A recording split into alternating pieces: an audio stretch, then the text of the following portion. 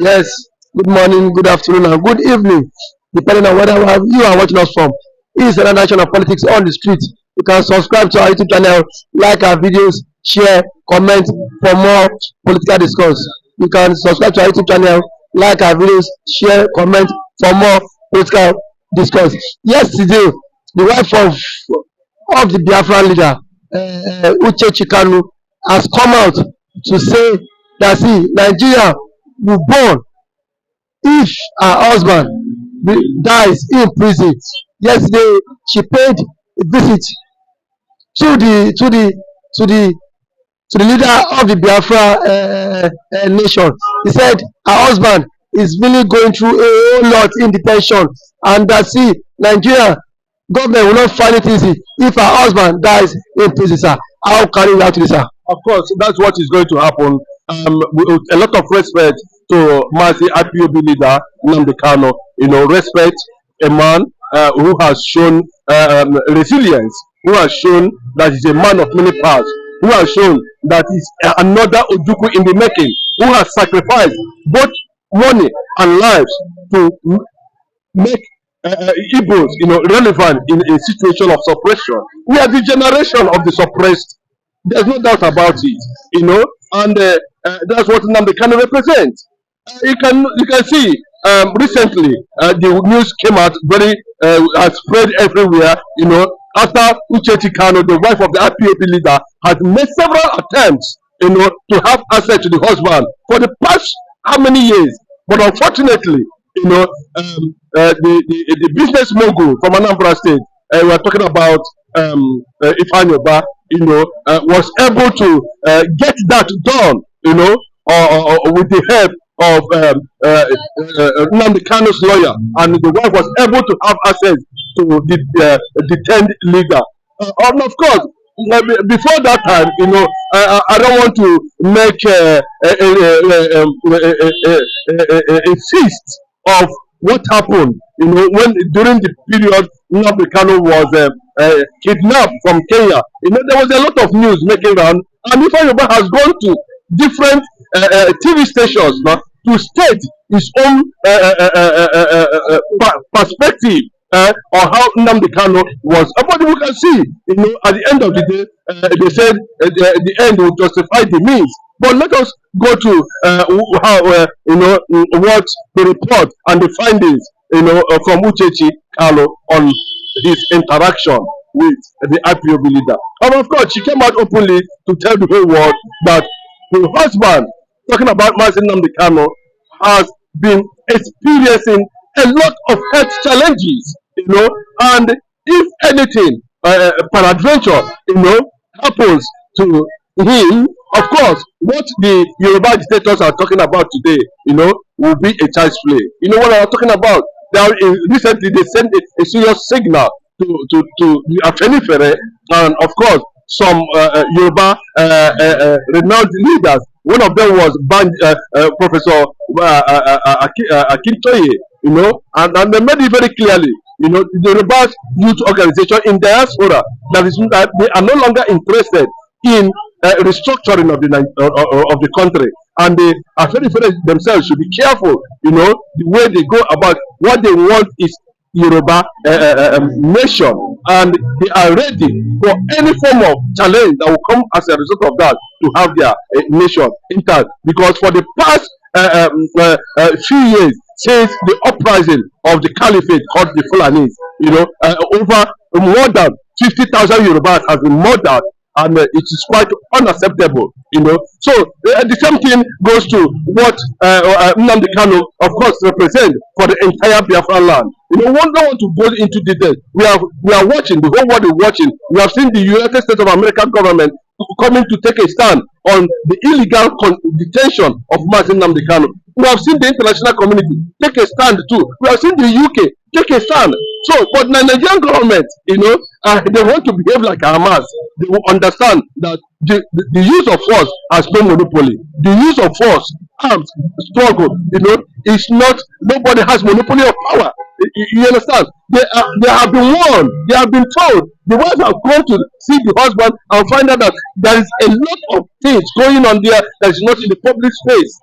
And If anything, of course, well, let me tell you, what Nigeria will not experience, not even anger. Nigerians are going to experience the death of Nigeria and the fury from the people of Biafra. That's the way to go. There are no two ways about it. Nnamdi Kanu represent every Biafran, whether in Nigeria, anywhere they are. He is the symbol of revolution. He is the symbol of the oppressed children of the Biafra of Biafra land. So it's not going to be easy. Well, nobody's praying for that, but they are telling the whole world, they are telling the Nigerian government to do the needful. And what is the needful? This guy has gone to court and he has proved that there was no offense that he committed. Then why are you holding him up to now? And unfortunately, Tinubu seems to have been playing a kind of loyalty to the Northerners who does not want Nnamdi Kanu to, and the damage will not be controlled. That's my takeaway from what Uchechi Kanu, reported after visiting the husband. So yesterday, Uchechi Kanu, the wife of the IPOB leader, has said that her husband could not recognize her when she visited him in prison, and that see, Kanu mental health is really draining, and that the government should understand that Nnamdi Kanu is a British citizen, and that if anything happens to her husband, that see, Nigerian government will not find it funny. Now, if react, is that a threat coming from a private citizen to the federal government of Nigeria, sir? What do you expect in the midst of injustice and oppression? Where the people have been pushed to the wall, where the people has nowhere to run to. Of course, they will turn back and call a spade. And that is what they are trying to do. You're just telling the whole world that a time will come, the Biafrans will call a spade on issues that have to do with Nnamdi Kanu. And of course, they should remember that Britain at this point in time will not take side with Nigeria again, like what happened in 1967. Let the whole world fought a particular tribe called Biafra. It will not happen again. Igbos are spread. Igbos are beginning to understand the need for them to take their own destinies on their hand. And that is what the woman is saying. That the situation in saw the husband is not palatable. Nnamdi Kanu is in a deplorable health situation. It has been alleged by a doctor that is suffering from congestive cancer as a result of the illegal detention of a man who bear no arms. You can see how they went about releasing all the Fulani, all the Boko Haram from detention. Was somebody who did not commit crime and even went to court with them. And the court said this man did not commit any crime. But sir, you think wife of the man Nnamdi Kanu, threatening the government, do you think that will bring a lasting solution to this issue? Don't you think political solution and then she should? I don't know how we call that a threat. If actually sure it is was a threat. By saying such words. See, you apply caution before danger. She's trying to apply caution before danger. What was the caution, sir? And the caution is that he has not done anything. Why retrial? Why continue keeping him illegally? The vice president of Interpol has come out to say that they were not involved.